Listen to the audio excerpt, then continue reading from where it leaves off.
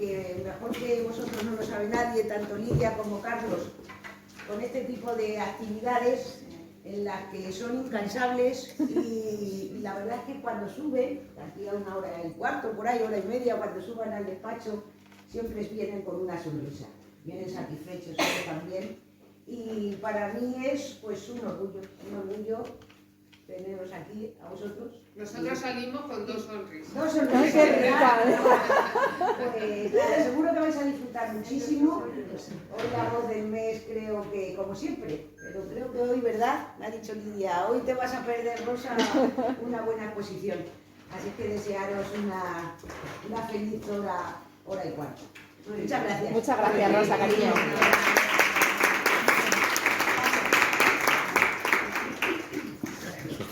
Ya está grabando, sí. Bueno, chicos, pues nada, vamos a hacer hoy un poquito la presentación. Muchísimas gracias, como siempre. A ninguna cita. ¿Hay alguno de vosotros que me ha hecho una pregunta de la presentación de un poemario? Pues a lo mejor es que hay gente que todavía no había estado nunca en una de estas ediciones, entregas por fascículos de La Voz del Mes. Sabéis que es un proyecto que ideó Carlos ya el curso pasado y que se trata un poco de presentar ante el alumnado del centro la labor, la obra, la vida, las circunstancias históricas, literarias, sociales en las que se creó la obra, como digo, de mujeres poetas. Aunque inicialmente no lo teníamos tan perfilado, es verdad que luego vimos que era muy importante poder poder centrarnos en la labor de estas mujeres que han escrito poesía. No por una simple y simplona, si queréis, razón de son mejores o peores que los hombres, ni a la hora de comparar, simplemente porque están menos presentes en el canon de lo que llamamos el canon tradicional occidental, lo que venimos estudiando. En el caso de hoy, yo estoy un poco de florero acompañante porque no se necesitan idiomas, es decir, vamos a tratar las poesías de mujeres españolas que escriben en España, que escriben en español. Eso sí, hoy voy a pronunciar fenomenal, ni un fallo. Y bueno, Carlos era una exposición a la que le tenía muchísimas ganas. Ya veremos a ver. Y aunque idealmente estaba también pensado para que la gente de secundaria, los chicos de secundaria pudieran bajar y pudieran escucharnos, yo quiero daros las gracias porque nuevamente sois la gente de los cursos los que llenáis nuestra voz del mes. Como sabéis, algo más de 1 hora dura esta exposición que se estructura en 2 partes diferenciadas. Una parte en la que Carlos nos expone, como os digo, las circunstancias vitales, sociales, históricas de la creación literaria de estas mujeres poetas, y una segunda parte en la que yo leo una selección de los poemas de algunos de ellas. Esta vez, siempre lo digo, pero esta vez Carlos con sus audios me dice, ¿y qué difícil? ¿Y qué elijo? ¿Y qué me dejo? Y es que me dejo cosas importantísimas, y a ver tú qué ves. Y no, y he pensado que mejor esto. O sea, no os podéis imaginar el trabajazo que hay detrás de todas y cada una de estas exposiciones.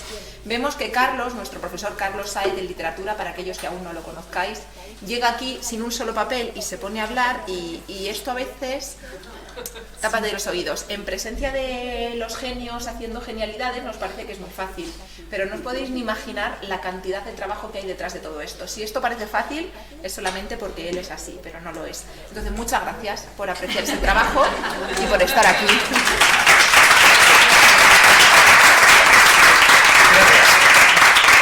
No lleva pronter, no miréis, porque alguno mira detrás y dice, pero ¿dónde lee? ¿De dónde se acuerda? ¿De dónde no?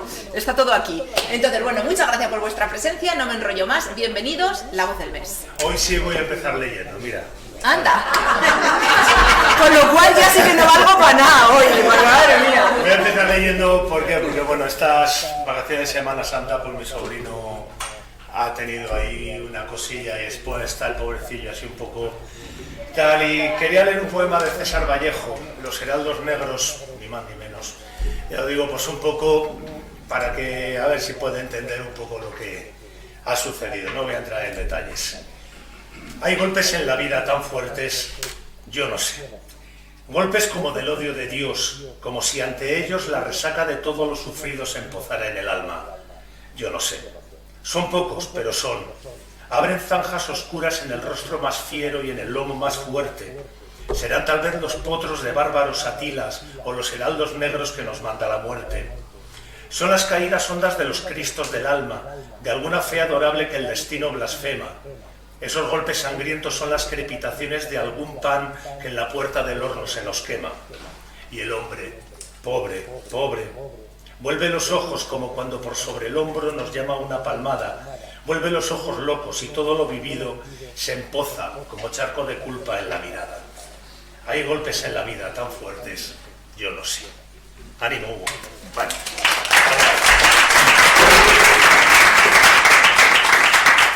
Bueno, pues vamos a lo que llevamos. De acuerdo que por una vez no nos vamos a países extraños ni... Bueno, extraño es. Bueno, extraño es. A literaturas extrañas, sino que nos vamos a un país que es el nuestro, de acuerdo, y en una época relativamente cercana, que son los años 80, ¿de acuerdo?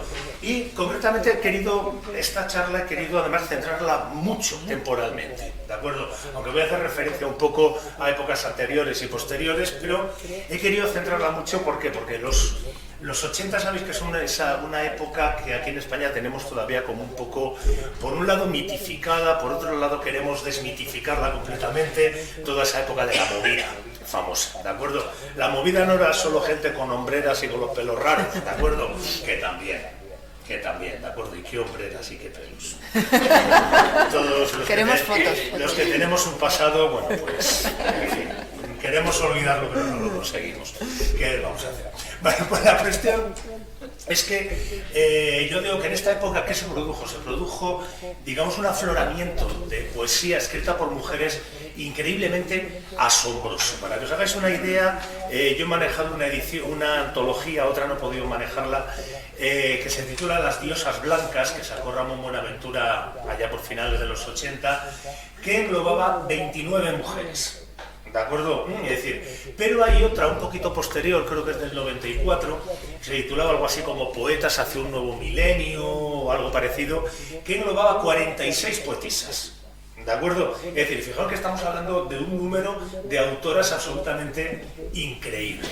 Es decir, ¿esto a qué se debe? Pues a varias razones. Una de ellas fue la movida, ¿de acuerdo? De la que luego hablaré, que digamos la movida lo que permitió fue que mucha gente joven con ganas de hacer cosas, con ganas de innovar, pudieran salir, ¿de acuerdo? Por otro lado, era un poco también la consecuencia de todo lo que eran los movimientos un poco de liberación de la mujer, especialmente a partir de 1975. Sabéis que a partir de 1975, con el famoso Año Internacional de la Mujer, es cuando aquí en España realmente las mujeres empezáis porque es que estáis tan poquitos, muchachos, que empezáis, digamos, a adquirir una serie de libertades que no habéis tenido, como por ejemplo la de viajar sin necesidad de autorización paterna, que se dice muy pronto, ¿de acuerdo? Se dice, joder, cagando leches. Yo digo, y también pues digamos a todo un grupo de pioneras que había ido apareciendo. Aquí podríamos remontarnos a lo mejor casi esta Rosalía de Castro, ¿de acuerdo? O podríamos remontarnos a las famosas Sin Sombrero, es decir, odio ese nombre, lo siento. Pues ahora está súper de moda. Que está de moda, sí, además son las Sin Sombrero, es decir, todas estas poetisas que estuvieron relacionadas con la vanguardia, la generación del 27, etcétera, etcétera. Pero sobre todo, digamos que las que para mí van a ser más importantes, aunque no eran poetisas precisamente, van a ser las que van a aparecer a partir de los años 40, ¿de acuerdo? Es decir, en pleno franquismo van a empezar a aparecer una serie de mujeres, Carmen Martín Gaite, Ana María Matute, Carmen Laforet, ¿de acuerdo? Que van a crear una auténtica revolución en la literatura española. De Corín Tellado ya hablamos, así que no la voy a mencionar, ¿de acuerdo? Bueno, ya la he mencionado, maldita sea. Pero bueno, es decir, digamos que no eran precisamente poetisas, y las que van a ser poetisas, por ejemplo, Carmen Martín Gaite, que algo escribe, no va a publicar su poesía prácticamente hasta los años 80, ¿de acuerdo?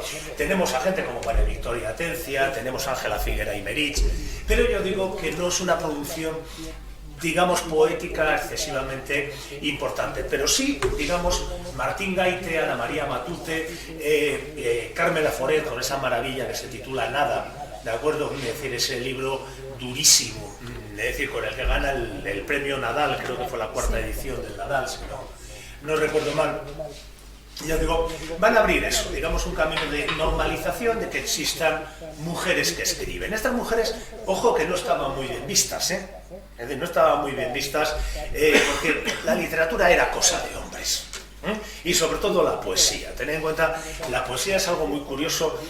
Cuando revisamos los manuales de literatura, joder, es que solamente hay hombres. Es que solamente hay hombres. ¿Qué para que las mujeres son peores para la poesía? Hombre, yo creo que no. ¿De acuerdo? Yo creo que no. Esto ya lo hemos comentado más veces cuando hablamos de Luis Collet, cuando hablamos de alguna más. Es decir, es que, ¿qué sucede? ¿Por qué no se habla un poco de estas mujeres literatas? Pues por eso, es decir, pues más que nada porque la literatura ha sido un campo prácticamente vedado para los hombres, es decir, ha sido nuestro coto de caza habitual y digamos que las mujeres siempre han sido poco más que una nota a pie de página o algo marginal que se estudiaba, y con estas poetisas, curiosamente, a pesar de esta, ya os digo, explosiones de autoras que aparecen en los años 80, todavía se sigue hoy en día. Me preguntaba Lidia cuando le envié, dice, ¿y estas dónde se las estudia? Y es que es cierto, o sea, ¿dónde se estudia a estas autoras? Yo lo he comentado con otros compañeros, y es cierto, la poesía española, cuando estudiamos la poesía de posguerra, la poesía del siglo XX española, es como si en los novísimos se terminase. Es decir, los novísimos, que son unos señores que publicaron allá por el 72, ¿de acuerdo? Es decir, publicaron allá por el 72, que se dice pronto, ¿de acuerdo? Estamos hablando de hace 50 años, ¿de acuerdo? Pues parece que ahí se terminó. Bueno, sí, vale, Luis García Montero, ¿de acuerdo? Pero nada más, es decir, nada más. Es como si la poesía se hubiese limitado exclusivamente a estos novísimos, vamos a llamarles también venecianos, ¿de acuerdo? Como se les ha llamado.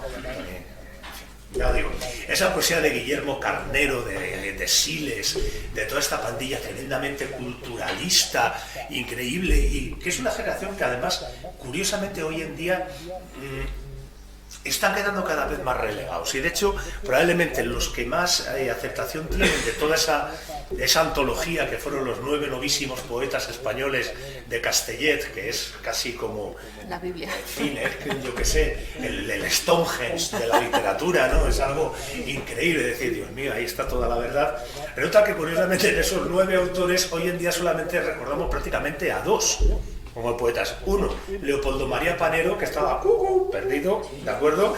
Y Vázquez Montalbán, que era más narrador que otra cosa, ¿de acuerdo? Es decir, curiosamente los menos poetas de los novísimos han sido los únicos que han sobrevivido más o menos al tiempo, porque bueno, vosotros si queréis leed a Carnero y a Siles, ¿de acuerdo? Allá vosotros.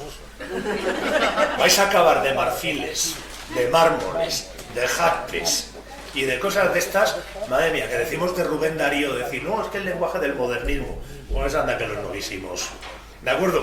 Pues estos señores se convirtieron en una especie de árbitros de lo que se podía hacer o no se podía hacer en literatura, ¿de acuerdo? Y prácticamente toda la poesía de los 70 va a estar dominada por ellos, por estos 9 novísimos, y luego por la gente que surge más o menos alrededor. Pues, por ejemplo, Luis Alberto de Cuenca, Luis Antonio de Villena, etcétera, etcétera. Otro que, ya veo, otro que tarda en bailar. Pero bueno, es decir, que van a ser un poco los que van a dominar este panorama poético, porque es otra cosa, pues están también en las revistas poéticas, forman parte de los jurados de los premios de poesía y demás. Pero amigos, llegan los 80, ¿de acuerdo? Llegan los 80. ¿Y qué es lo que para que esta gente se la empieza a cuestionar? Igual que se empieza a cuestionar gran parte de la poesía que se había hecho durante la posguerra, y se llega a una simplificación para mí excesiva, que era la poesía de posguerra se limitaba a la poesía social, que había durado hasta que llegaron los novísimos y los salvaron, ¿de acuerdo? Y esto no es así, no es tan simple. No toda la poesía de los años 50 es poesía social, ni mucho menos, aunque en ella hayamos querido meter prácticamente a todos los autores. Yo, por ejemplo, leo a Ángel González, y Ángel González sí tiene poesía en clave social, pero no toda su poesía social, ni mucho menos. Ya no digamos un Claudio Rodríguez o un José Ángel Valente, ¿de acuerdo? Bueno, pues estos autores parece que eso, es decir, que había esa ruptura con la poesía social y la única salvación posible eran estos novísimos. El primero que va a criticarlo va a ser precisamente un poeta de los 50, que es Ángel González. Es decir, cuando dice que probablemente, es decir, a los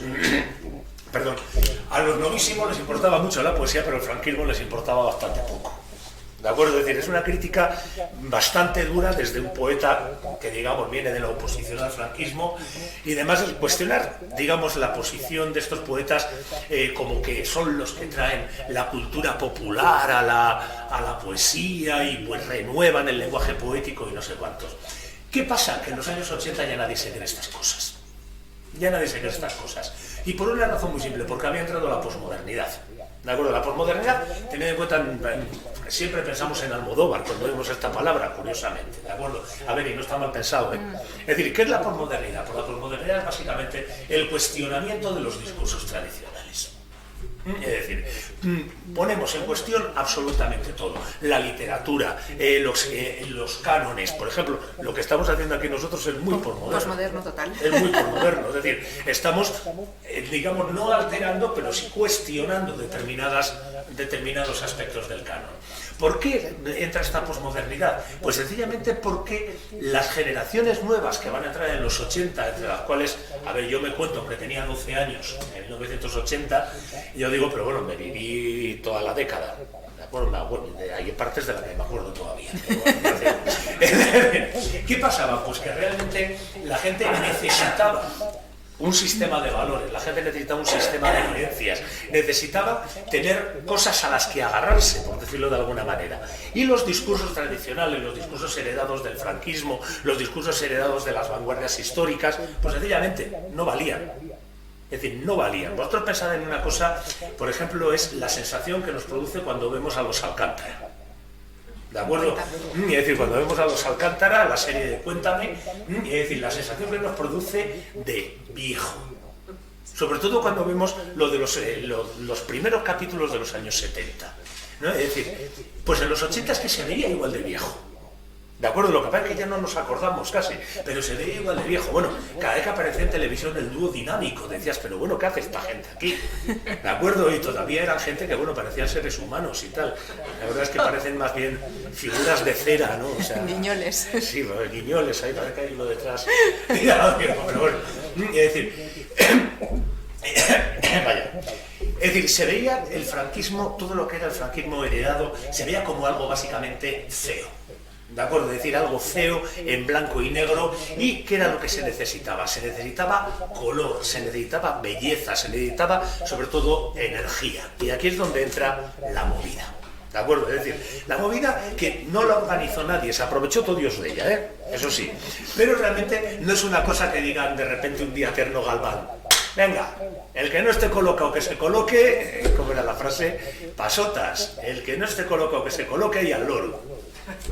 La frase hoy en día... Da miedito, ¿eh? Dios, a mí me estremece, ¿de acuerdo? Es decir, esto no fue una cosa de que de repente Tierno Galván dijese era, sino que ya desde hace unos años, incluso desde finales de los 70, ya había mucha gente joven que estaba empezando a entrar en este tipo de cosas. Es decir, desde grupos de rock, pensad que, por ejemplo, aquí nunca le hemos dado la importancia que tiene a un grupo que se llama Tequila. ¿De acuerdo? Tequila, que hoy en día nos parece una cosa así casi hasta graciosa y arqueológica, digamos que fueron los que nos enseñaron verdaderamente el rock and roll, mucho más que el dúo dinámico. ¿De acuerdo? Es decir, el dúo dinámico hacían cosas del dúo dinámico que... ¿Por qué? ¿Para qué? Pero bueno, es decir, ya es que no te gusta mucho, ¿eh? ¿Por qué será? No, yo, don Manuel y don Ramón, lo siento. Yo que eso de Manolo y Ramón, hombre, yo creo que ya tienen edad como para que les llamemos don Manuel y don Ramón. ¿De acuerdo? Pero bueno, es decir, digamos que era eso. La única habían sido las únicas notas de color que había habido durante el franquismo, Marisol. ¿De acuerdo? Había sido de las pocas cosas alegres, coloridas del franquismo. Sin embargo, en los 80 empieza, digamos, a surgir un montón de gente. Me voy a olvidar de los grupos infantiles, que también surgen en esta época. Parchís y compañía, ¿de acuerdo? Pero fijaos, por ejemplo, Parchís. ¿De acuerdo? Parchís, cada uno iba de un color. ¿De acuerdo? Se trataba de sacar color. Había uno que era el quinto. ¿Quién era? El dado. El dado, sí, eso era lo que nos explicaban, el dado, y decías... Además creo que era el pelirrojo, el pelirrojo loco que se movía por ahí, ¿no? Es decir, que era así, era como el chico de Bonnie M, pero el pelirrojo enano, era una cosa, daba un poco de miedo ese niño. Daba un poco de miedo. Pues yo digo, decir, estos grupos, que fijaos, estoy hablando de grupos más o menos dentro del sistema, ¿de acuerdo? Es decir, no me estoy yendo a manifestaciones, podríamos llamar laterales, como pudieron ser el punk o este tipo de cosas, sino que digamos que era una necesidad que estaba en la gente, había que moverse, había que hacer cosas, ¿de acuerdo? Es decir, ¿qué pasaba? Pegabas una patada a una piedra y te salían 5 fotógrafos, 2 grupos de música y un diseñador de moda, ¿de acuerdo? Pesada, es la época de la moda de España. ¿De acuerdo? Recordad todos esos anuncios, la época en que la publicidad española empieza a ganar premios. Es decir, ¿por qué? Porque se está produciendo eso, un movimiento en toda la gente absolutamente increíble. Luego, ¿existió o no existió la movida? Pues no lo sé, pero algo hubo. ¿De acuerdo? La movida como tal, hay mucha gente que la niega, ¿de acuerdo? Dice que eso no existió nunca, que eso es un invento, etcétera, etcétera. Yo sé que hubo gente ahí que estaba haciendo muchas cosas. De hecho, cada día que oíamos por la noche Esto no es Hawái en Radio 3, aparecían 10 grupos nuevos. O sea, era algo continuo de grupos y grupos y pintores. Pensad que es la época en la que aparece Barceló, la época en la que aparece Guillermo Pérez Villalta. Es decir, estamos hablando de gente en fotografía, Alberto García Alix, Ukelele, ¿de acuerdo? En diseño gráfico, Cesepe, El Hortelano, en cómic ya ni hablamos. ¿De acuerdo? Es decir, fue algo absolutamente impresionante. Pero, curiosamente, digamos, de todas las artes, la que menos desarrollo tuvo fue precisamente la literatura. ¿De acuerdo? Hay muy poca literatura de la movida. Algunos relatos, los relatos titulados Patti Difusa, os podéis imaginar el autor, Pedro Almodóvar, ¿de acuerdo? Sí, Pedro Almodóvar tenía en cuenta que hasta grabó un disco con su amigo el inefable Fabio McNamara. Y digo inefable porque para verlo, ¿de acuerdo? O sea, digamos, el lenguaje humano no tiene medios como para expresar lo que es Fabio McNamara. Es de otro planeta, os lo juro. Bueno, pues la cuestión sí, hicieron un hermoso disco con éxitos como Voy a ser mamá, Me voy a Usera y Monja Jamón. ¿De acuerdo? Esto es una monja, pum, pum, esto es un jamón, pum, pum. ¿De acuerdo? Así empezaba la cosa. Os juro que esta cosa debe existir, ¿de acuerdo? Canciones que se titulaban Caspa, de un grupo llamado Zimpiritione, os lo juro, ¿de acuerdo? Es decir, que fue realmente una época tremendamente creativa, pero insisto, que en la literatura no se notó mucho. ¿Por qué? Pues porque las editoriales estaban muy atentas a otras cosas, ¿de acuerdo? La primera, a ver si de una puñetera vez aparecían las obras maestras guardadas en cajones que habían estado metidas durante todo el franquismo. ¿De acuerdo? Pues sabéis que, bueno, al final, no, yo es que mientras exista la censura, yo mi obra no la voy a sacar. Porque para que me la censuren, ¿qué pasaba? Que luego también no había obra. ¿De acuerdo? Y se estuvo muchos años esperando por esas obras maestras que teóricamente iban a llenar los estantes, iban a revolucionar para siempre en la literatura española, y oiga, pues no aparecieron. No llegaban, ¿de acuerdo? Es decir, y por otro lado, porque también las editoriales, especialmente digamos las más grandes, estaban muy ocupadas arreglando los desmanes de la censura. Es decir, volviendo a publicar a gente como Hemingway, Sartre, Camus, que no se habían podido leer durante 40 años. Entonces había que volver a publicar todo esto y digamos que los autores más o menos jóvenes fueron quedando a un lado. Por ejemplo, una de las autoras que voy a mencionar hoy, Ana Rossetti, es una autora nacida en 1950 y publica en 1980 y tantos. Es decir, ya con 30 y algo años, cuando lo habitual es que los poetas publiquen más o menos a una edad entre los 20 y algo, 30, aunque luego, ya lo he dicho siempre, son como los cantadores del flamenco, que hasta los 60 no llegan a su punto, ¿de acuerdo? Es decir, van a empezar a aparecer este tipo de autores muy tarde, muy avanzados los años 80, ¿de acuerdo? Simplemente por eso, porque las editoriales estaban muy ocupadas publicando un montón de cosas que tenían que publicar, ¿de acuerdo? Y digamos que también la gente que se podría haber dedicado a escribir estaba muy ocupada también leyendo esas cosas que no había podido leer en 40 años. ¿De acuerdo? Con lo cual sí que es cierto que la creatividad en literatura se resiente un poquito, probablemente por exceso de oferta. ¿De acuerdo? Probablemente por un exceso de oferta. Pero va apareciendo gente. Y sobre todo entre esta gente, yo aquí quiero destacar a las mozas. ¿De acuerdo? Es decir, cuando aparecen estas poetisas va a ser algo absolutamente sorprendente. ¿Y quién es la que les va a abrir camino? Pues una poetisa que había empezado en los años 50-60, ¿de acuerdo? Bueno, antes incluso, ¿de acuerdo? Que se llamaba Gloria Fuertes, ¿de acuerdo? Si os fijáis en el cartel que he hecho, esta vez le da una posición, un protagonismo enorme, además en una fotografía que me encanta, porque no sabe uno muy bien si tiene cara de niña pilla, de asesina en serie o de qué, ¿de acuerdo? Me encanta porque es tremendamente ambigua, ¿de acuerdo? Y es que esa ambigüedad precisamente de Gloria Fuertes es la que me interesa. ¿De acuerdo? Porque nosotros estamos acostumbrados a la Gloria Fuertes de la cometa blanca, estamos acostumbrados a la de un globo, dos globos, tres globos. Otro tema de los 80, ojo, estos programas infantiles, ¿de acuerdo? Que hoy en día serían imposibles. Los censurarían hoy en día. Estarían censuradísimos. Estoy pensando concretamente en La bola de cristal. ¿De acuerdo? Es decir, estoy pensando en una frase de la bruja Bería que era: viva el mal, viva el capital. ¿De acuerdo? Es decir, eso dicho en televisión, recién muerto Franco, ¿de acuerdo? Que yo creo que estaba todavía calentito, ya lo digo, y en horario infantil, dicen, madre de Dios, cómo han cambiado los tiempos.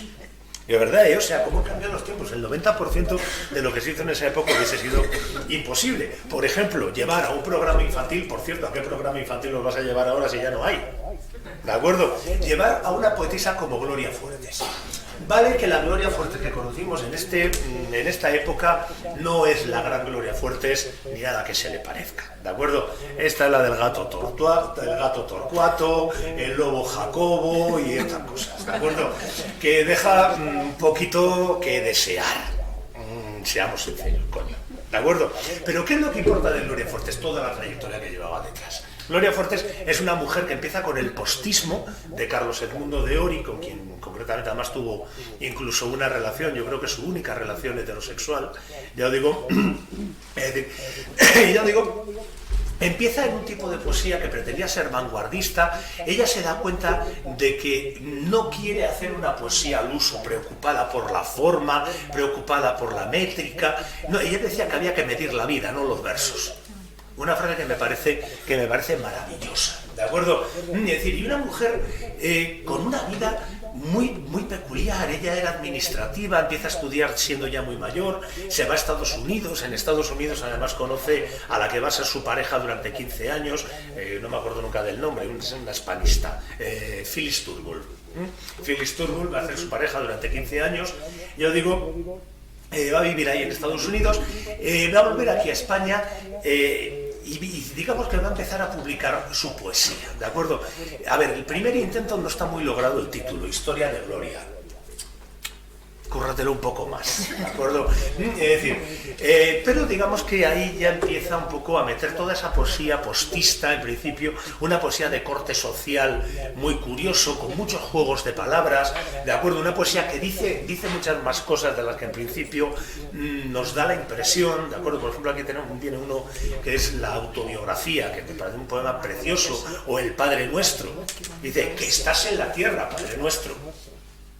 ¿De acuerdo? Que es un poema absolutamente bellísimo, es decir, cómo juega con todo ese lenguaje y sirve un poco eso, como, digamos, como oficial de enlace de todas estas poetisas que van a ir apareciendo. Por eso para mí tiene esta importancia tan enorme, aunque yo digo que hoy en día, pues no sé, es una poetisa que vuelve a estar un poquito cuestionada. Es decir, que yo tiene frases como lo de, ¿por qué bebe tanto tinto para olvidar tanto tonto?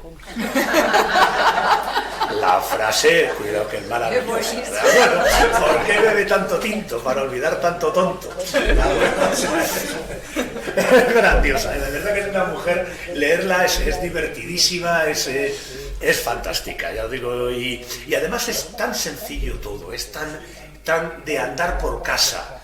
Ya os digo, es decir, claro, luego acabó con el gato Torcuato y el lobo Jacobo, y el perro Gamberro, pero bueno, hay que quererlo, ¿no? Es decir, y el problema que tenemos con Gloria Fuertes, yo por eso os animaría a que os acercaseis a su obra. Su obra completa es un volumen que está publicado además en la editorial Cátedra, ¿de acuerdo? Está en Cátedra, la poesía completa, pues un volumen de unas 300, 400 páginas, no creéis tampoco que escribió tanto esta mujer. Yo os animaría, yo digo, a acercaros a ella porque os vais a llevar una sorpresa y agradable, ¿de acuerdo? Una sorpresa y agradable por eso, porque vais a decir, ostras, pero esto es la misma del gato Torcuato. Pues sí, amigos, es que lo del gato Torcuato lo tengo aquí metido, ¿de acuerdo?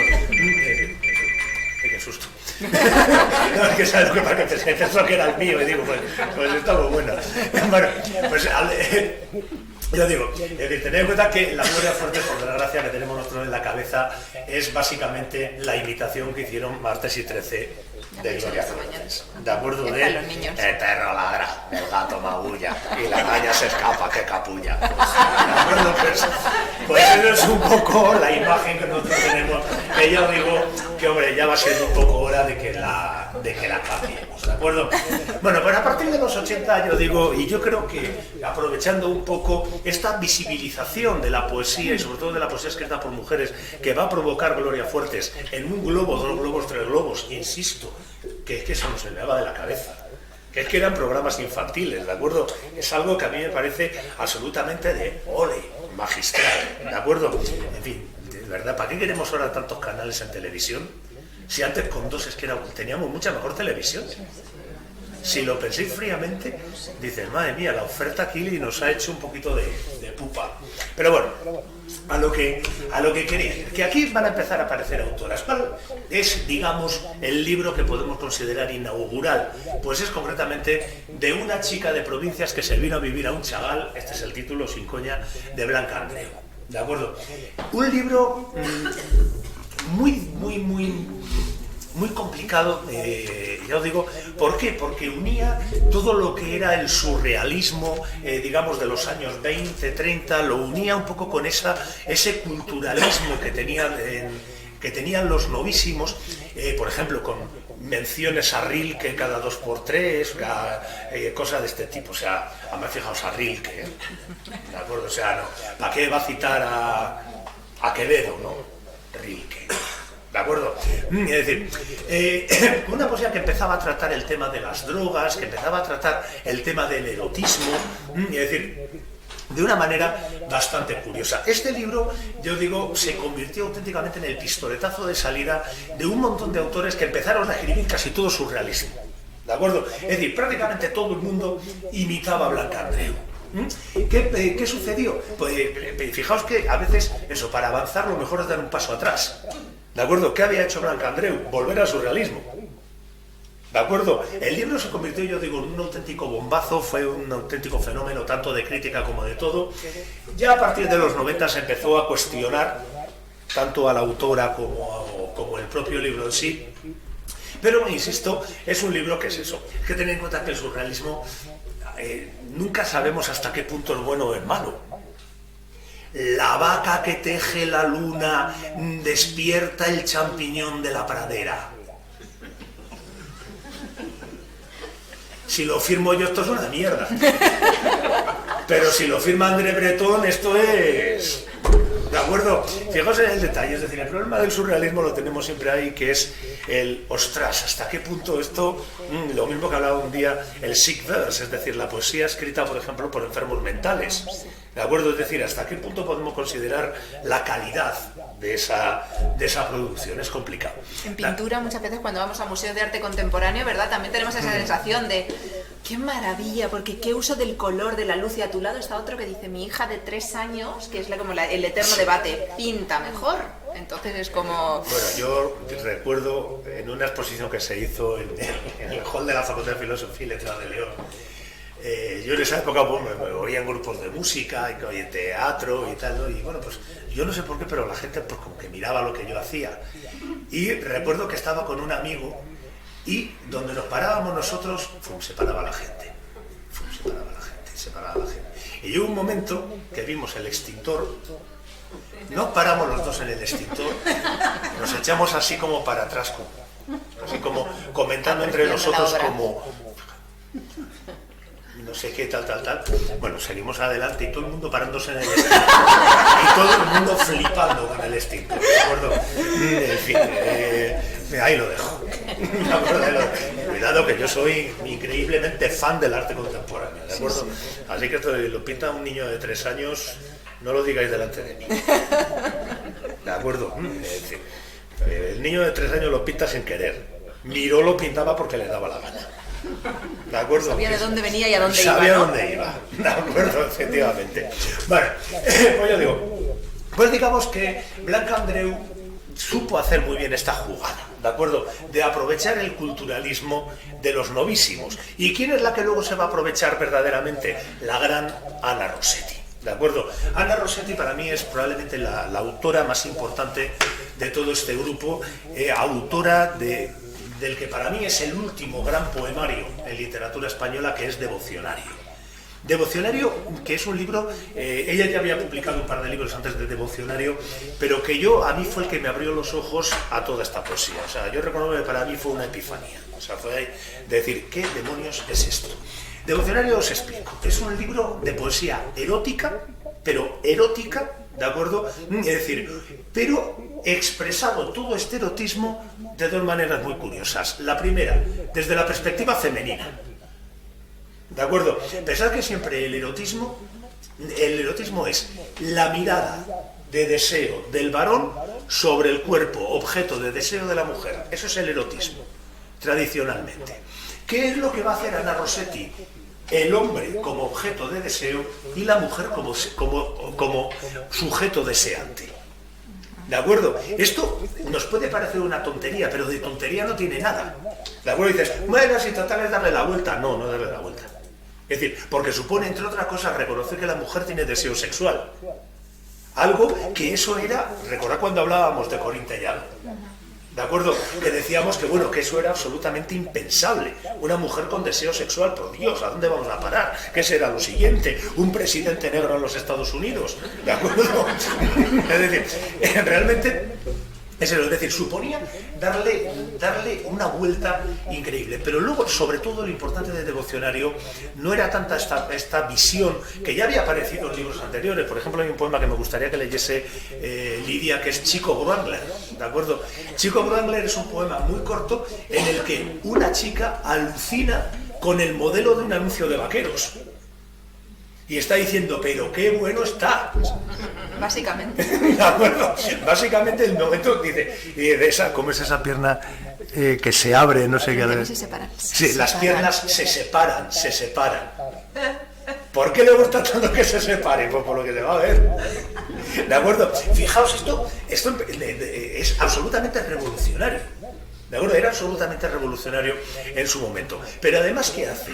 Coge el lenguaje de los novísimos, es el lenguaje culturalista, no sé qué, y encima lo mezcla con el lenguaje religioso.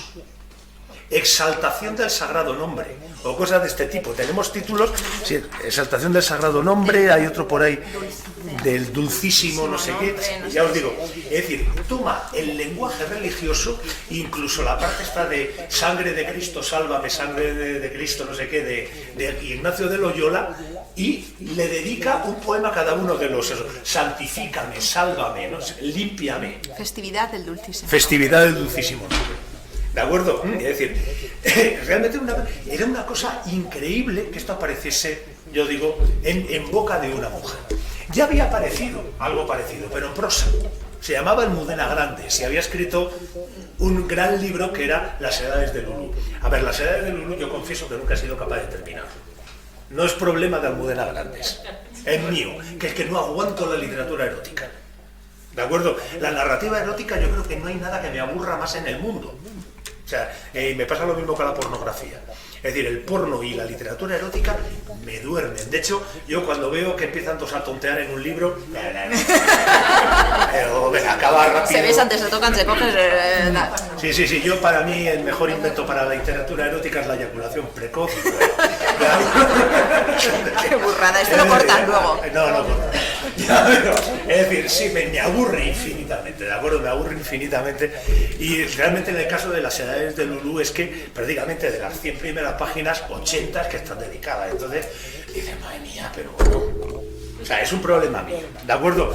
Es decir, sabéis que este libro fue increíblemente controvertido, es decir, fue premio del certamen La Sonrisa Vertical, que después ganaría también Ana Rossetti, con Alevosías, si no recuerdo mal. Ya digo, porque Ana Rossetti ha escrito casi más prosa que verso, ¿de acuerdo? Ya digo que esto es una cosa que va a entrar aquí y que va a venir vinculada también a otro movimiento que se produce en la época, que es la nueva sentimentalidad. ¿De acuerdo? Es decir, realmente la manera de expresar el amor del romanticismo o de los boleros nos sigue definiendo, o necesitamos otro tipo de maneras de expresar el amor. Aquí surge otra de las grandes, que es Almudena Guzmán. Es decir, Almudena Guzmán, que sorprendió también a todo el mundo a finales de los 80 con un libro titulado Usted, que fue un libro también muy malentendido. ¿De acuerdo? Fijaos que hoy estoy intentando deshacer malentendidos. He empezado con Gloria Fuertes y todavía tengo que terminar con otra muchacha. ¿De acuerdo? Además que voy a pedir perdón. Ya digo. Bueno, pues yo digo, Almudena Guzmán publica este libro que se titula Usted, que fue un libro que en su momento se entendió muy mal. ¿Por qué? Porque hablaba de su amante utilizando el usted. Y decía, y entonces claro, las feministas muchas pusieron el grito en el cielo, de decir, ¿qué demonios es esto de tratar de usted al hombre? ¿Qué era lo que pasaba? Que es que, ¿quién era el usted? El elegido. ¿De acuerdo? Es decir, yo te trato de usted ¿para qué? Para distinguirle de todos los demás, de todos los otros. Es un libro maravilloso, donde ella contrasta, por ejemplo, su soledad con la presencia del amante, la presencia de otros hombres. Aquí hay uno que me encanta, que empieza diciendo, ¿qué hago yo aquí medio borracha? ¿De acuerdo? Y aguantando un baboso. Es decir, y está hablando, está con un baboso, suponemos que está en un bar y tal, y está pensando en el otro. Es decir, es que me cago en la leche, y yo aquí con este imbécil, y está usted por ahí, con lo que me gustaría, creo que dice, desabrocharle la camisa o algo así. Y encima estoy sin tabaco. O sea, es un poema fantástico, yo digo, que entronca también un poco con esta poesía de la experiencia, que es un poco la línea de esta época de Luis García Montero, Carlos Marzal, este tipo de gente, yo digo. Y luego está la otra línea, los que podríamos llamar los genios o los místicos, en este caso las, ¿de acuerdo? Por ejemplo, Olvido García Valdés o sobre todo Ada Salas, ¿de acuerdo? Ada Salas, que, a ver, confieso, es la chica de las que están en vertical, la que está arriba. Bueno, pues resulta que es que cuando ya tenía media charla hecha, me dio por mirar las fechas de publicación, y es que publican los 90.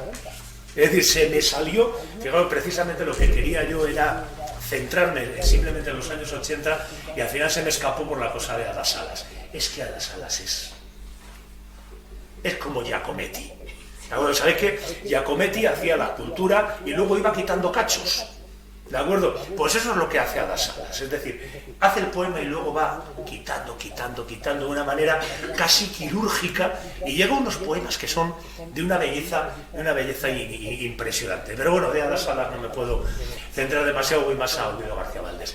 ¿Qué representan estas dos autoras, Olvido García Valdés y Ada Salas? Eso que llamamos el esencialismo. ¿De acuerdo? El esencialismo, digamos, es un poco lo que cuando hablamos de Juan Ramón Jiménez decimos la poesía pura, ¿de acuerdo? Esa poesía despojada de narratividad, despojada de sentimentalidad, que lo único que intenta es llegar al centro, al meollo de las cosas, ¿de acuerdo? Es decir, eso que decía el propio Juan Ramón de inteligencia, dame el nombre exacto de las cosas, que mi palabra sea la cosa misma nombrada por mi alma nuevamente. ¿De acuerdo? Es decir, pues esto es la poesía pura. Y esto es lo que van a buscar, es esencialismo.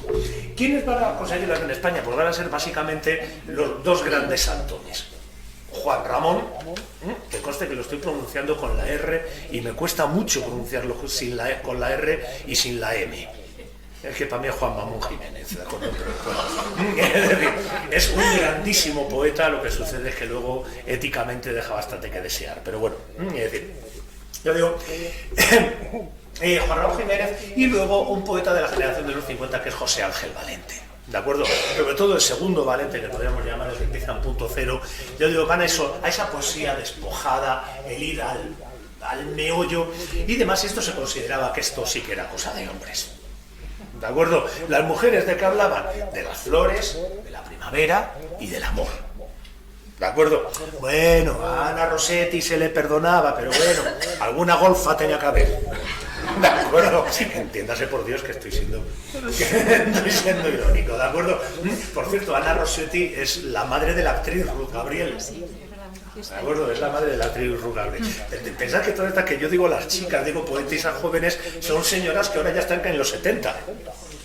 Jóvenes, niñas. ¿De acuerdo? Es decir, Ana Rossetti nace en 1950. ¿De acuerdo? Todas ellas nacen entre más o menos 1950 y 1960. ¿De acuerdo? Es decir, que yo sigo diciendo jóvenes porque yo sigo teniendo la imagen de la Ana Rossetti que tenéis ahí en el cartel con esos pelos, los pendientes largos, que parece salida de un concierto de Alaska. ¿De acuerdo? Es decir, yo digo, esta poesía esencialista, yo digo, era muy raro verla escrita ahí. De hecho, es difícil encontrarla incluso en otras literaturas escritas por mujeres. Sin embargo, aquí van a aparecer eso. Olvido García Valdés, una grandísima poetisa, y sobre todo Ada Salas. Pero bueno, no voy a meterme por aquí. ¿Y qué es lo que sucede? Pues que tened en cuenta que esta es la época del pop, del rock y de estas cosas, ¿de acuerdo? Del famoso pop español. Y aquí yo quiero romper una lanza por una señora con la que nos equivocamos todos. Todos. Y el que diga que no miente como un bellaco. ¿De acuerdo? ¿Qué es Martirio?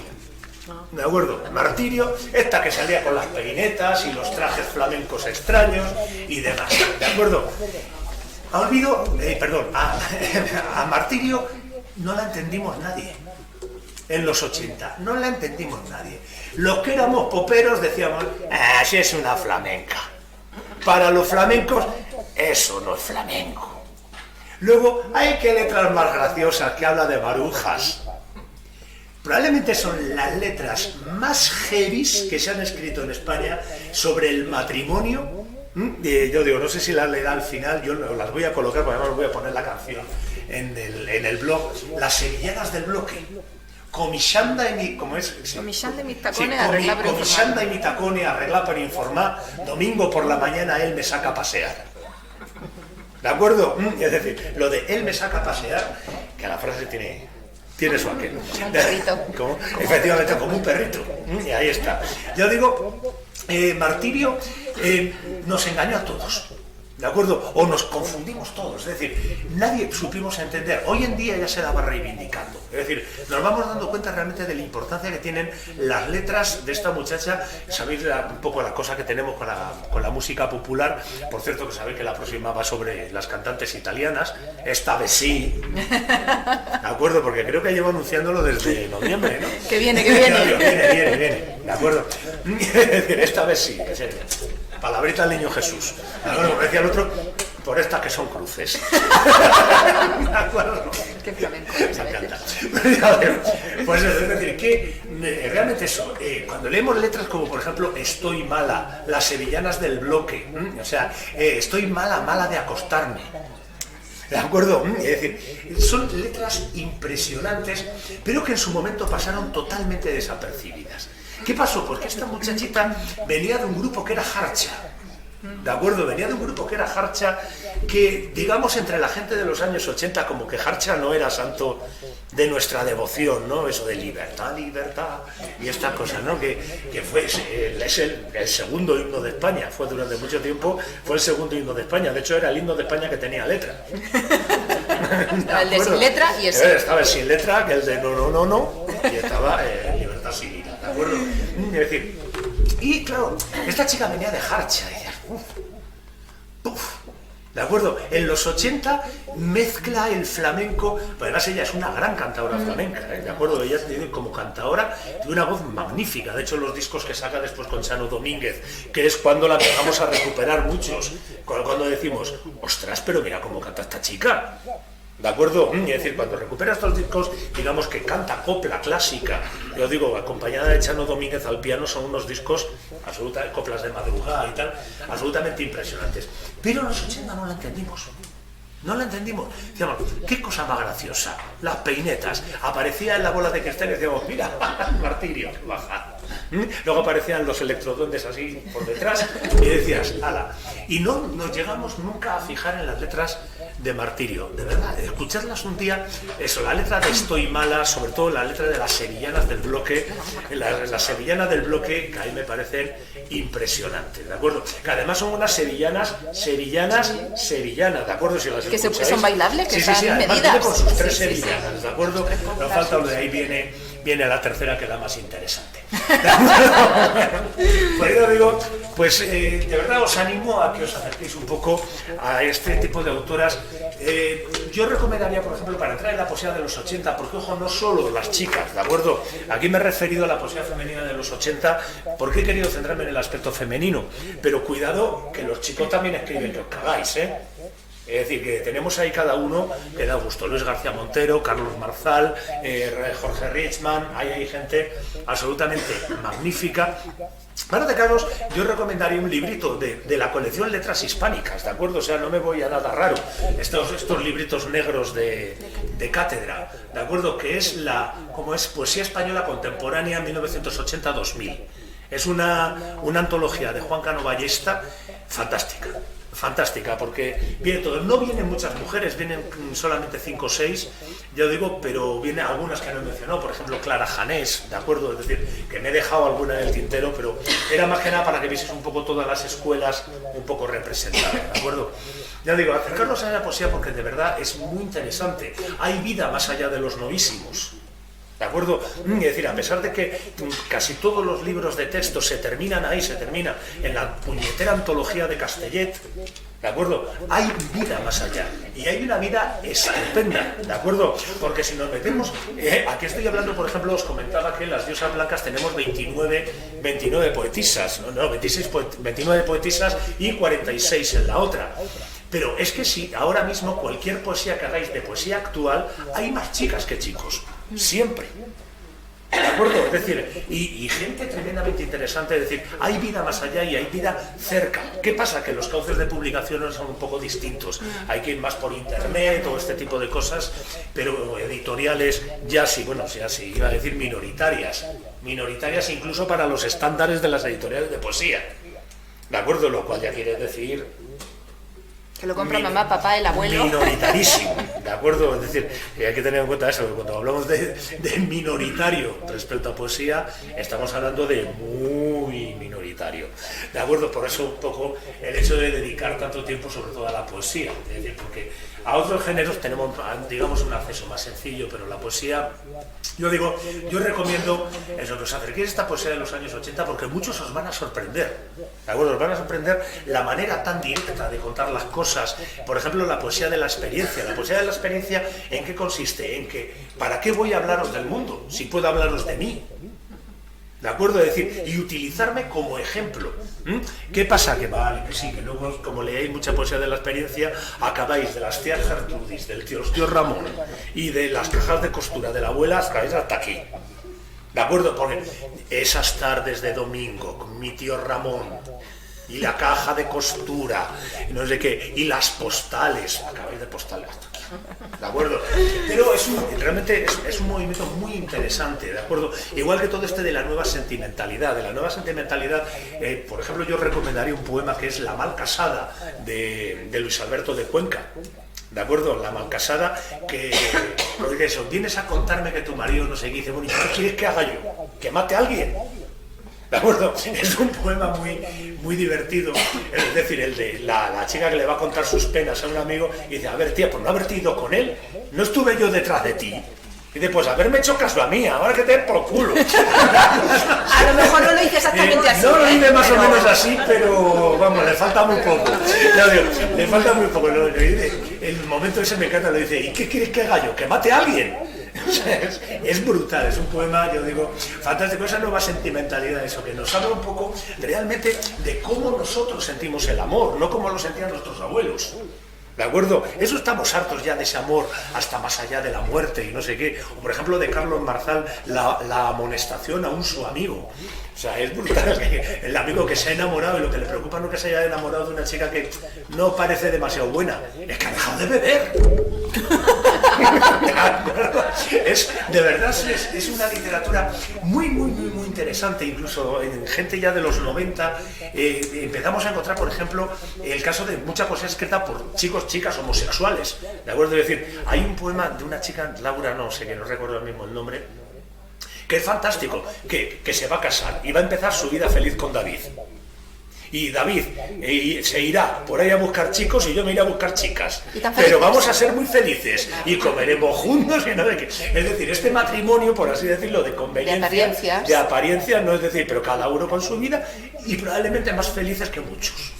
Ya lo digo. Pues sí. Es decir, de verdad, os animo que entréis aquí, que cuando penséis en la movida y penséis en los 80, olvidad si podéis esas cazadoras de cuero rojo, esos pelos cardaos y estas cosas, y pensad en esa eclosión, ese movimiento de libertad, ese movimiento de renovación y sobre todo de aire fresco, que es lo que supuso básicamente la movida, ¿de acuerdo? Y todas estas autoras que, insisto, es decir, nos dan una visión del mundo muy interesante, sobre todo esta que os digo del erotismo. ¿De acuerdo? Pues por mi parte le cedo la palabra a la Reyero. No sin antes.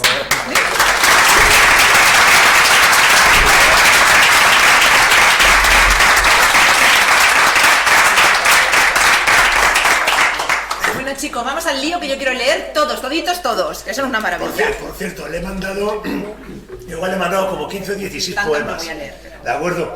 Es decir, pero es la selección de la selección que yo había hecho, que son como 54. ¿De acuerdo? O sea, ahí sí que he tenido que hacer como Hadas Salas, quitar y la verdad es que existencialismo puro. Ha sido horroroso, o sea, esto ha sido horroroso, tener que elegir uno y poner otro. Luego cuando elegí uno de Ana Rossetti me había equivocado, bueno, en fin. Pero es que también molaba el que Es que me mandaste. molaba también, pero es que hablan de lo mismo, la muy Ya, cochina. ya. La muy cochina, como me decía Lina, que no le gustaba a esta generación, porque decían picardías. me lo decía de broma, ¿no? Es decir, pero que dicen picardías. Y sí es verdad, dicen picardías. Hombre, a mí cuando me mandó unos cuantos digo, yo tengo que leer esto. No soy yo la que piensa estas cosas ni la que hace estas cosas, que conste. Que soy catequista, Carlos. Ya, no me hagas a tener ahora imágenes en la cabeza. Venga. Gloria Fuertes, chicos, vamos a empezar como ha empezado él, ¿no? Con una autobiografía que es una maravilla. Gloria Fuertes nació en Madrid a los 2 días de edad, pues fue muy laborioso el parto de mi madre, que si se descuida muere por vivirme. A los 3 años ya sabía leer y a los 6 ya sabía mis labores. Yo era buena y delgada, alta y algo enferma. A los 9 años me pilló un carro y a los 14 me pilló la guerra. A los 15 se murió mi madre, se fue cuando más falta me hacía. Aprendí a regatear en las tiendas y a ir a los pueblos por zanahorias. Por entonces empecé con los amores, no digo nombres. Gracias a eso pude sobrellevar mi juventud de barrio. Quise ir a la guerra para pararla, pero me detuvieron a mitad del camino. Luego me salió una oficina donde trabajo como si fuera tonta, pero Dios y el Botones saben que no lo soy. Escribo por las noches y voy al campo mucho. Todos los míos han muerto hace años y estoy más sola que yo misma. He publicado versos en todos los calendarios y escribo en un periódico de niños.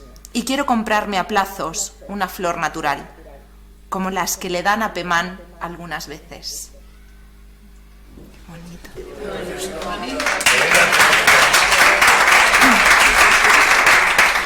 Esa sencillez de pues, me pilló la guerra y se murió mi madre, o sea, nos cuenta las cosas que a ella le importan. Es decir, ¿para qué nos va a hablar del cosmos universal del universo?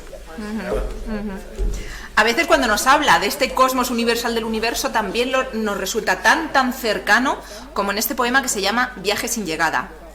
La Tierra, como león enjaulado, da vueltas alrededor del Sol con su cadena de hombres. Desde que hemos nacido viajamos a 112.000 kilómetros por hora. La tierra no se para y sigue dando vueltas. Por eso hay tanto viento, por eso siempre hay olas, por eso envejecemos tan deprisa, por eso estamos locos, porque toda la vida haciendo un viaje sin llegada. Qué bonito. Y ahora nos ponemos a rezar una oración, orando, pidiendo de verdad. Y nos dice Gloria Fuertes: que estás en la tierra, Padre nuestro, que te siento en la púa del pino, en el torso azul del obrero, en la niña que borda curvada la espalda, mezclando el hilo en el dedo. Padre nuestro que estás en la tierra, en el surco, en el huerto, en la mina, en el puerto, en el cine, en el vino, en la casa del médico. Padre nuestro que estás en la tierra, donde tienes tu gloria y tu infierno, y tu limbo, que estás en los cafés, donde los pudientes beben su refresco. Padre nuestro que estás en la tierra, en un banco del prado leyendo. Eres ese viejo que da migas de pan a los pájaros del paseo. Padre nuestro que estás en la tierra, en la cigarra, en el beso, en la espiga, en el pecho de todos los que son buenos. Padre que habitas en cualquier sitio, Dios que penetras en cualquier hueco. Tú que quitas la angustia, que estás en la tierra, Padre nuestro que sí que te vemos, los que luego hemos de ver, donde sea o ahí en el cielo.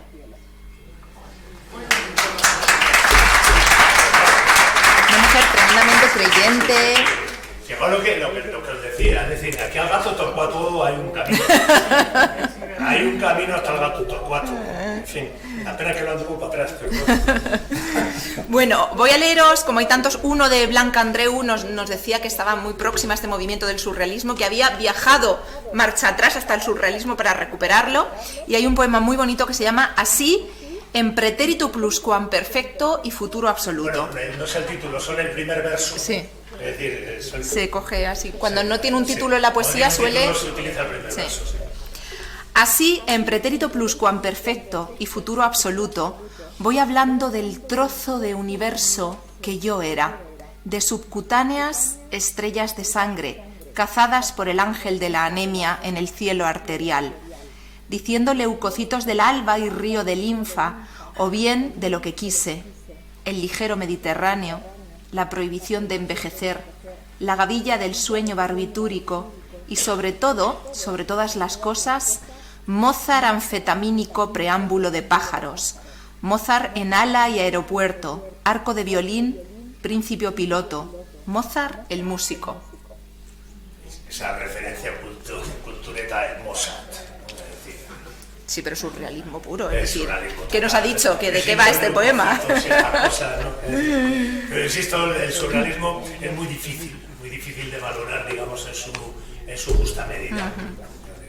Bueno, vamos con Ana Rossetti, que es la siguiente que mencionaba Carlos, sobre esta poesía erótica.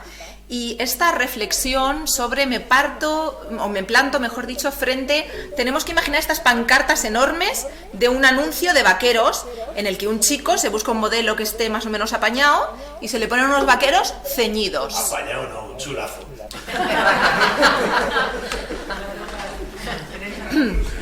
Chico Wrangler. Dulce corazón mío de súbito asaltado, todo por adorar más de lo permisible, todo porque un cigarro se asienta en una boca y en sus jugosas sedas se humedece, porque una camiseta incitante señala de su pecho el escudo durísimo y un vigoroso brazo de la mínima manga sobresale, todo porque unas piernas, unas perfectas piernas, dentro del más ceñido pantalón, frente a mí se separan.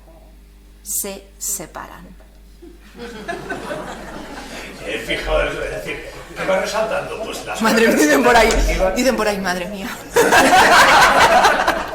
lo que es atractivo de un hombre, ¿no? Es decir, la musculatura, los brazos, no sé qué, el pecho, tal. Es decir, ¿qué pasa? ¿Que las mujeres no miréis a los hombres? Pues eso. ¿De acuerdo? Esto, pues ya, el gran mérito que tienen autoras como Ana Rossetti es que nos enseñan eso, es decir, que todos miramos lo mismo. ¿De acuerdo? Que todos miramos lo mismo. Que, como he dicho muchas veces, que cuando a las mujeres os gusta George Clooney, os gusta Brad Pitt, no es por sus aportaciones al campo de la física teórica. ¿De acuerdo? Sino que sabemos muy bien por qué. ¿De acuerdo? Es eso. Bueno, dentro de que Rossetti hace poesía erótica claramente, como la hemos visto, y muy bien escrita, muy evocadora, como la hemos visto, también a veces nos comentaba Carlos que ese erotismo intenta transmitirlo a través de canales que tradicionalmente se asocian a la religiosidad, con lo cual eso ya es una blasfemia tremenda. Y respetuoso, cuando menos. Blasfemo no es. Es decir, es un libro, lo digo porque a lo mejor muchos podéis pensar que al utilizar lenguaje, y además lenguaje católico, ¿de acuerdo? Es decir, es un libro blasfemo en absoluto. En absoluto, ¿de acuerdo? Es decir, lo que sucede es que es un libro que utiliza lo religioso para hablar de cosas que no son religiosas. Tú estás excomulgado, tú sabrás de estas cosas. Vale, este poema se llama, chicos, Festividad del Dulcísimo Nombre. Parece un nombre de, ¿verdad? Un paso de esto de Semana Santa. Venga. Yo te elegía nombres en mi devocionario. No tuve otro maestro. Sus páginas, inmersas en tan terrible amor, acuciaban mi sed. Se abrían, dulcemente, insólitos caminos en mi sangre, obediente hasta entonces, extraviándola, perturbando la blancura espectral de mis sienes de niña, cuando de los versículos, las más bellas palabras, asentándose iban en mi inocente lengua. Mis primeras caricias fueron verbos, mi amor solo nombrarte y el dolor una piedra preciosa en el tierno clavel de tu costado herido. Flotaba mi mirada en el menstruo continuo del incensario ardiente y mis pulsos, repitiendo incesantes arrobada noticia, hasta el vitral translúcido, se elevaban. La luz estremecíase con tu nombre, como un corazón era saltando entre los nardos, y el misal fatigado de mis manos cayendo, estampas vegetales desprendía, cual nacaradas fundas de lunarias. Párvulas lentejuelas entre el tul, refulgiendo desde el comulgatorio, señalaban mi alivio. Y anulada, enamorada yo, entreabría mi boca, mientras mi cuerpo todo tu cuerpo recibía. Es muy bonito. Ya sabe lo que está contando. ¿De acuerdo? Es decir, creo que no hay que ser demasiado mal pensado. No, hay que ser bien pensado. Pero fijaos, por ejemplo, que utiliza términos que, Dios mío, ¿a quién se le hubiese podido ocurrir? Utilizar la palabra menstruo en poesía. ¿De acuerdo? Y decir, fijaos, todavía hoy en día nos cuesta hablar de la menstruación. ¿De acuerdo? En los años 80 ella no solamente hablaba, es que introducía los términos en la poesía. Si eso no es valor, que venga Dios y lo vea. Hace poco leí un artículo que decía que hace solo un año que el líquido que figura sangre en los anuncios de compresas es rojo.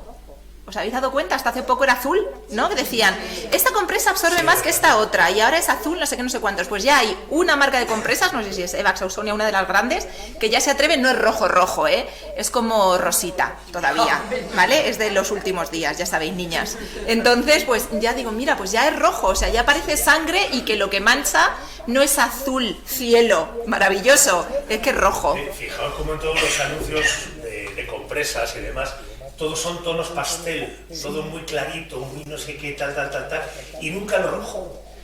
Salvo en un anuncio que aparecía una vestida de rojo, ¿qué decía la señora que salía vestida de rojo? Soy tu menstruación. Hola, soy tu menstruación. Y era la mala.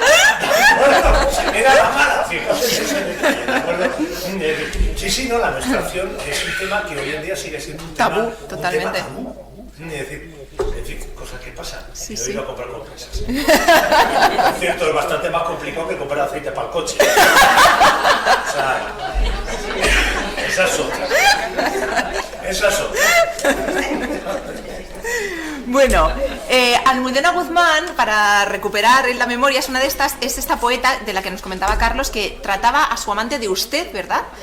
Un poco, pero como señal de es el elegido, lo distingo entre todos los demás y le doy la categoría de usted, ¿no? Y voy a leer el que hago aquí, medio borracha.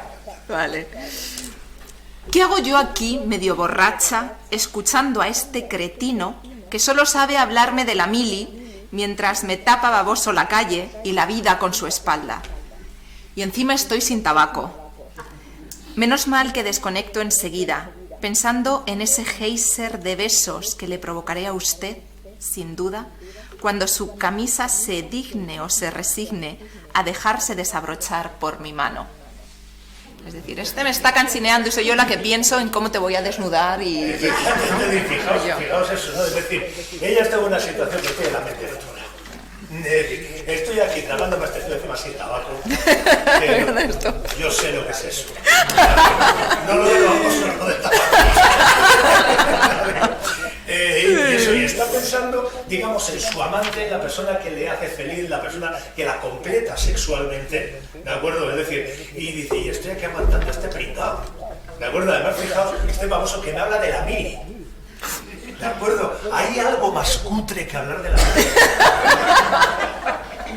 Pensando fríamente. Y además dice que su espalda me bloquea el paso a la calle, o sea, como que yo estoy intentando que me voy y él pues...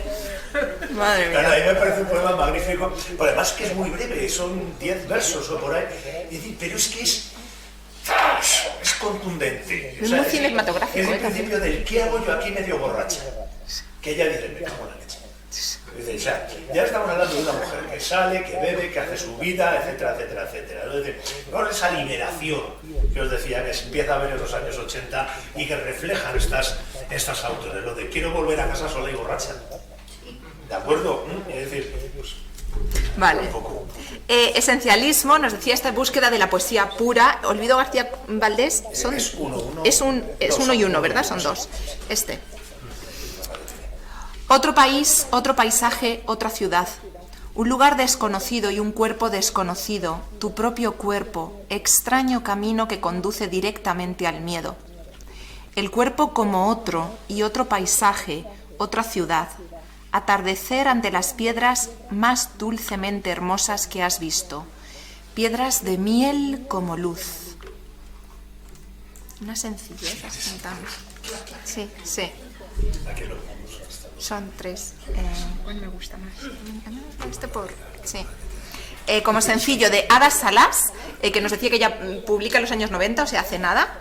Tiene un poema... No, hace nada, hace 30 bueno. años. ¿Qué son 30 años, niñas? Que eres joven. Yo tenía 20 y tantos cuando lo publicó.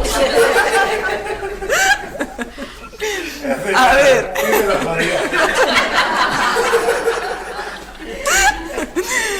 Vale, vamos con el poemita.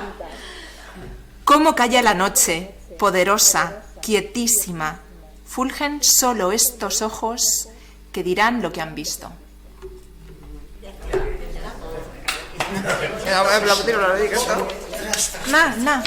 Esto. Lo digo, Ada Salas a mí me parece grandiosa, pero se me escapa, se me sale un poco, se me salía del margen, porque quería centrarme solo en los 80. Vale, los dos últimos, voy a leer primero a Carmen y termino con Martirio. Vale, Carmen Martín Gaite la conocemos todos por esta novelita que si no conocéis, es que... perdón, estaba pensando en Carmen Laforet. Carmen Martín Gaite vamos a leer... Martín Gaite es autora de una novela que he conseguido terminarme esta vez, Entre visillos. ¿Lo has intentado varias veces o qué? Sí, pero es que en la página 15, en cuanto se juntaban las amigas y empezaban a hablar de telas... No podía ya con eso. En serio, o sea, lo habré empezado 30 veces. 30 veces. Y esta vez que lo he conseguido leer, porque ha sido de la lectura que me he metido para esto, ya he hecho el esfuerzo. Venga. Es cojonudo. Pasada la 15 cuando pasas el... O sea, brutal, lo que pasa es que ellos se reúnen, pues están las amigas hablando, que si van a ir al casino, y que te vas a poner el vestido de gasa, no el otro de atul, no sé qué, y con las telitas dices, pero bueno, por favor, y dices, por Dios. Ni el erotismo ni las telas, no te gusta nada. Porque la tela, yo las telas sé que están hechas de hilo. Unas de un hilo y otras de otro. Este poema es muy chulo. Farmacia de guardia. No es Valium ni Orfidal, no me ha entendido. Se trata de la fe, sí, de la fe. Comprendo que es muy tarde y no son horas de andar telefoneando a una farmacia con tales quintaesencias. Lo que yo necesito para entrar confiada en el vientre del sueño es algún específico protector de la fe. ¿Que le ponga un ejemplo más concreto? Pues no sé, necesito creerme que este saco cerrado por la boca y en cuya superficie se aprecia la joroba de envoltorios estáticos puede volver a abrirse alguna vez, a provocar deseos y sorpresas bajo la luz del sol y de la luna, bajo el fervor clemente de los dioses del mar. O volver a sentir lo que era eso. Y ni siquiera necesito tanto, ya es menos lo que pido, simplemente creerme que un día lo sentí, intempestivamente, cuando más descuidada andaba de esperarlo, y supe con certeza que sí, que se podía, que un corazón doméstico cuando al fin se desboca es porque está latiendo sin saberlo desde otro muy cercano. Ya que no tienen nada, pues perdone. Comprendo que es muy tarde para hacerle perder a usted el tiempo con tales quintaesencias. Ya me lo figuraba. Buenas noches. Gran maravilla. Una maravilla que se llama a la farmacia para recuperar la fe en sí mismo. Es decir, es algo increíble, es decir, deme algo para recuperar la fe en mí mismo, es decir, pensar que todavía soy alguien, soy deseable, se me puede mirar, puedo amar, es decir, es bellísimo, me parece un poema, y ojo que no es de los mejores de Martín Gaite, no es de los mejores, lo que pasa es que es un poema que lo he elegido porque me gusta mucho, a mí personalmente me encanta. Karen Martín Gaite, que ya os digo, empieza a publicar su poesía, se titula Arrachas. Es un libro que se ha ido publicando desde 1983, ha tenido 6 o 7 ediciones y en cada una mete poemas nuevos. ¿Arrachas? Sí, sí. Lo que se llama un libro de aluvión, ¿no? Es decir, pues al principio era así, luego ya ha ido creciendo el libro, ya lo digo, y tiene cosas bastante curiosas. Bueno, terminamos, chicos, con las sevillanas del bloque de Martirio. Nos tenemos que imaginar tacatá, tucutú, pero lo voy a leer en plan poesía, ¿vale? Con mi chándal y mis tacones, arreglá pero informal. Arreglá pero informal. Con mi chándal y mis tacones, arreglá pero informal. Domingo por la mañana y él me saca a pasear. Y él me saca a pasear. Mientras va lavando el coche, dejo la casa arreglá, para luego cuando venga no tener que hacer más nada. Taquitos de jamón, chopitos y gambas yo me harto de comer. Y por la tarde lo dejo para que escuche el carrusel. Deportivo. Con los niños por delante nos vamos al hiper. Nos vamos al hiper. Mi marido tiene por fin la tarde libre. Y empujar los carritos que ole, nos vamos al hiper. Ya se perdió. Hay que ver que tiene briega. Si lo sabré yo. Este hombre en la bodega se lo gasta todo. El ascensor, se ha roto el ascensor. Ay, cómo pesan las bolsas. Pero qué gusto da ver los for ladies que rebosan.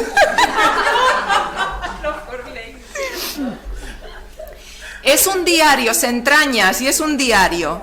Es un diario que mi marido me pida, se entrañas, es un diario. Que le haga lo del vídeo comunitario. ¿Recordáis cuando los vídeos, las comunidades de vecinos podían poner un vídeo comunitario que se podía poner, entre otras cosas, porno? Pues es un diario que le pide, anda niña, ¿cómo no me hace lo del vídeo comunitario? Le dije, bueno, ¿pa' qué le dije nada? Con lo bien que estaba yo callada. ¿Pa' qué le dije nada? Con lo bien, le dije, bueno. Mi perdición por darle gusto, esa fue mi perdición. Porque ya no hacemos nada de nada sin el televisor. Qué lástima, me da mucha pena. Estoy atacá, estoy atacá, estoy atacá. Mal palo en las costillas, a ti te den riapitá. Mira que estoy atacá por los traguitos que tú me haces de pasar. Coge la puerta, estoy nada más deseandito, riapitá. Mira que coge la puerta y al salir, salir corriendo como las locas. Estoy mala de los nervios, estoy mala de los nervios. Ay, qué hartura, Dios mío, riapitá. mira que me voy a la calle a pegar chillíos. Y hasta aquí. Es la letra, el vídeo de Teo, qué cachondo. Leche cachondo. Pero luego... De acuerdo. Es decir, fijaos, se va a Hiper, Valvertí se va para el bar. ¿De acuerdo? Ella con los niños por delante. Los niños por delante. Carga como una burra vuelve, Ahí el está. ascensor roto. Y cuando llega a la casa el marido que está esperando decir, oye, Lo que... del vídeo comunitario. El vídeo comunitario entre tipo de canal y lo de... ¿Para qué le dije que sí? O sea, esa fue mi bendición. Totalmente. No, es una letra, de verdad, es sorprendente porque dices, joder, es que qué visión tan sumamente dura. Es decir, no hay nada bueno en toda la canción. Es decir, bueno, que el marido le ha dado la tarde libre, pero coño que se va a la bodega.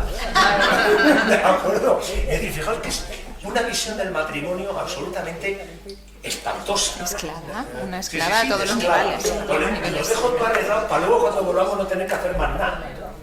¿De acuerdo? Es decir, me pego ahora la panzada de trabajar porque así no trabajo luego. Fijaos en el detalle, ¿de acuerdo? Me inflo a trabajar porque así luego no trabajo.